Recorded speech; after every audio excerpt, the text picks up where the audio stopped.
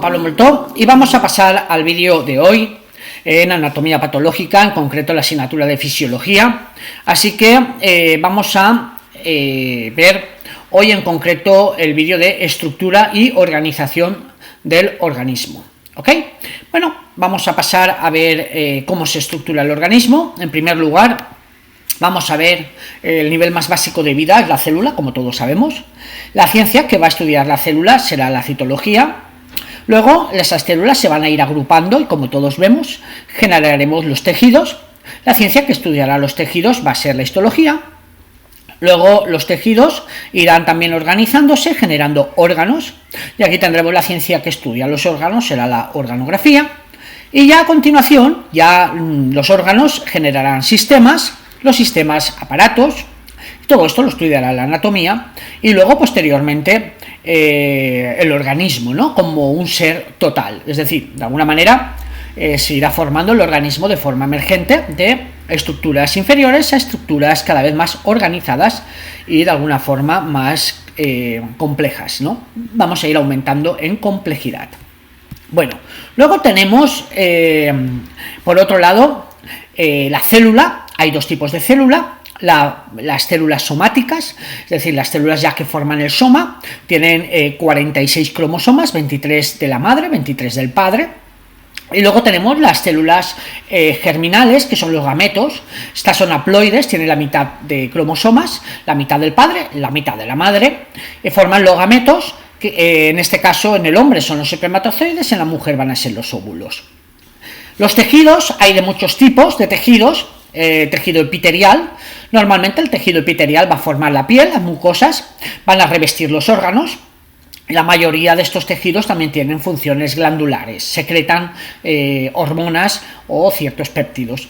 Luego tenemos el tejido conjuntivo, que es el tejido que nos va a servir pues de relleno o de sostén del resto o sea, formando una malla para sostener todo el organismo. Luego tenemos el muscular, el tejido nervioso, el óseo y cartilaginoso y también el tejido sanguíneo. Es curioso, pero el tejido sanguíneo, aun siendo líquido, lo vamos a considerar también un tejido. Dentro de los órganos, como sabemos, están compuestos por diversos tejidos. Estos tejidos van a ordenarse siguiendo patrones específicos que le van a dar la consistencia y la forma y la función a ese órgano. Los tejidos, por lo general, van a ser considerados los ladrillos, ¿no?, de nuestro sistema orgánico. Los sistemas, un conjunto de órganos que desempeñan una función específica. Por ejemplo, el sistema óseo. Los aparatos son la suma de varios sistemas. Por ejemplo, el aparato locomotor, en este caso, está formado por el sistema óseo y el sistema muscular. ¿Ok? Entonces, bueno, es un poquito más la complejidad. Vamos a pasar al estudio de la citología. Y bueno, la citología o el estudio citológico nos va a permitir en anatomía patológica detectar patologías inflamatorias por agentes físicos, químicos o víricos. Ahora, por ejemplo, con el COVID, pues bueno, estamos detectando con el PCR estados inflamatorios, estados infecciosos, lesiones premalignas, por ejemplo en el cuello del útero. Conocer el grado hormonal de la paciente, evidentemente con los exudados pues, que puedan tener a nivel de las muestras, ¿no? La diferencia entre citología e histología. Bueno, la histopatología se refiere a la estructura o la forma de los tejidos, ¿verdad? Se requiere en este caso una biopsia, es decir, un trozo de tejido, pues para poder analizarlo a través del microscopio o diferentes pruebas. Normalmente en la citología la muestra va a ser de otro tipo, no va a ser un trozo de tejido. Bueno, vamos a pasar ahora al estudio de las células. Aquí tenemos un poquito la historia, ¿no?, de la teoría celular, que hoy ya todos conocemos. La palabra célula viene del 1665 con Robert Hooke. Este lo acuñó porque las descubrió observando corcho. Veía que habían como unas celditas y esas celditas él las llamó células. Hoy sabemos que esas celditas son las paredes de las membranas celulares endurecidas. Luego, en el 1770, Leeuwenhoek observó los glóbulos rojos, también observó los espermatozoides y ciertas bacterias. En el 1838, Schleiden señaló que las plantas estaban compuestas por células. Y ya nos vamos al 1839, que es donde va a nacer la teoría celular. Pues Schwann lo extendió, esta teoría de las células, al cuerpo humano, y él fue el que dijo, no, pues que el cuerpo humano también estaba formado por células. En el 1855, Virchow propuso que todas las células provienen de otras células, y es a partir de ahí donde se genera la teoría celular, en el año 1839, por Schleiden y Schwann, ampliada después por Virchow. Acordémonos que Virchow fue después, ¿ok? Los postulados de la teoría celular son los siguientes. La célula es la unidad mínima de vida. Todos los seres vivos están constituidos por ellas. Cada célula proviene de otra célula. Las células es la unidad genética de los seres vivos. Las reacciones químicas o todo el metabolismo se va a dar dentro de las células. Hay dos tipos de células, las procariotas y las eucariotas. Nosotros, los seres humanos, estamos formados de eucariotas, mientras que, por ejemplo, las bacterias son procariotas. No poseen orgánulos ni ADN.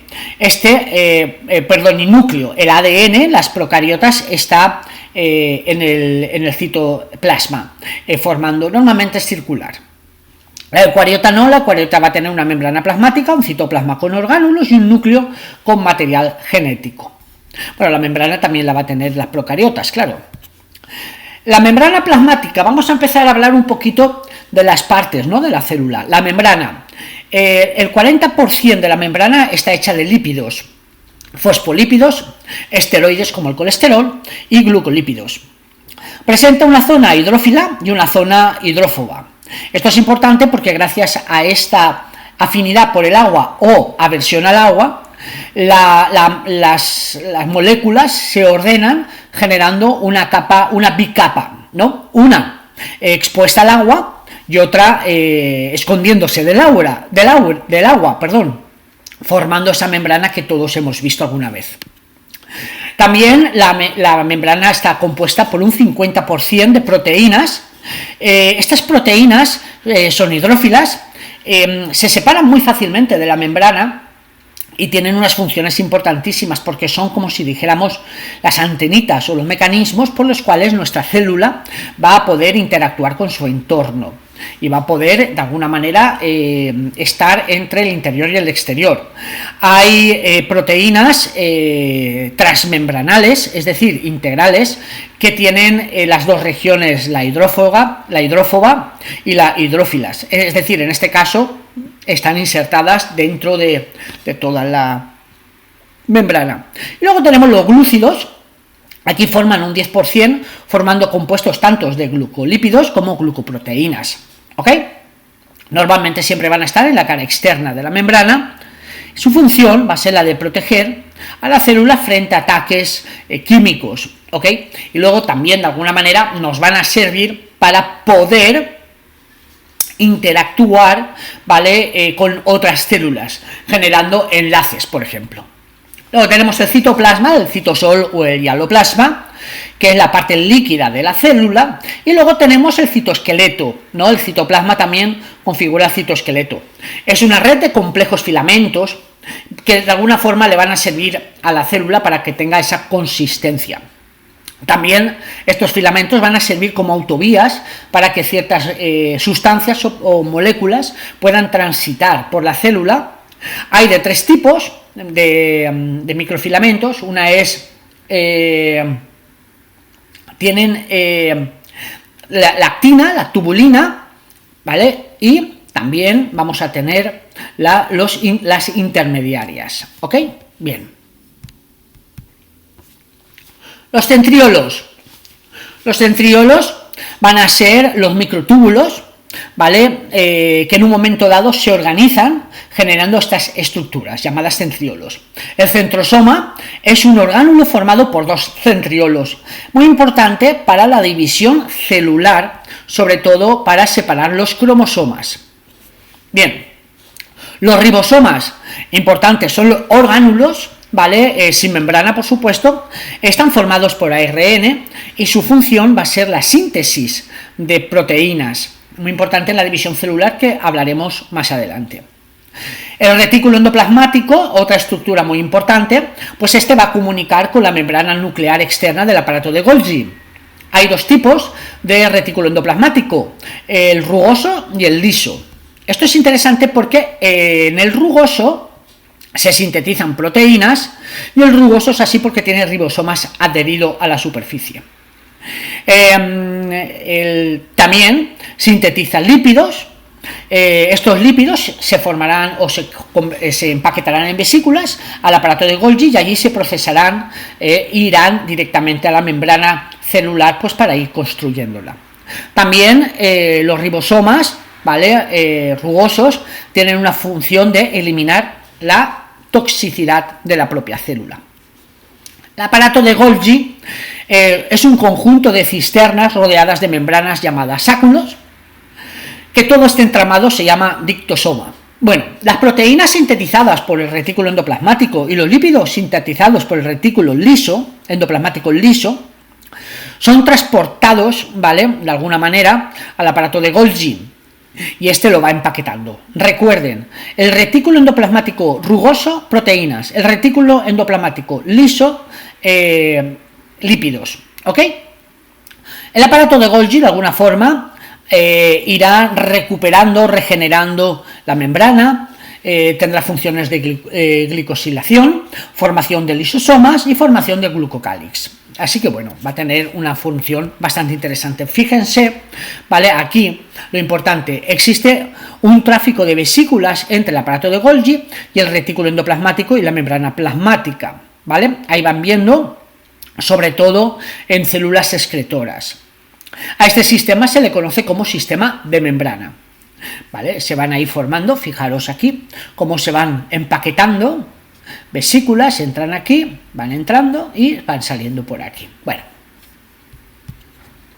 los lisosomas son vesículas que contienen enzimas hidrólicas para llevar a cabo la digestión intracelular.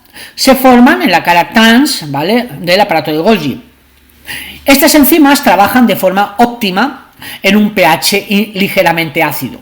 La membrana del lisosoma impide, por supuesto, que este ácido salga y mantiene ácido su interior. Esto es interesante porque los lisosomas tienen la función de nutrir, pero también de defender a la célula, ¿ok?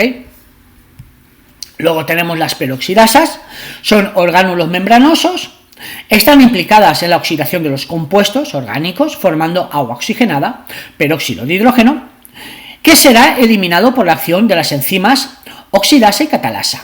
Función de esta será la detoxificación celular, oxidación de sustancias tóxicas como el etanol y el metabolismo lipídico. Bueno, y ya para terminar, las vacuolas, que acumularán sustancias, van a ser almacenes, y luego vamos a tener las mitocondrias, que tienen que ver con la respiración celular, la generación de ATP, el ciclo de Krebs y todo aquello que es muy, muy interesante.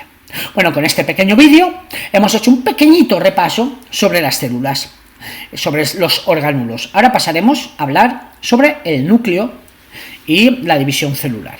Espero que les haya gustado.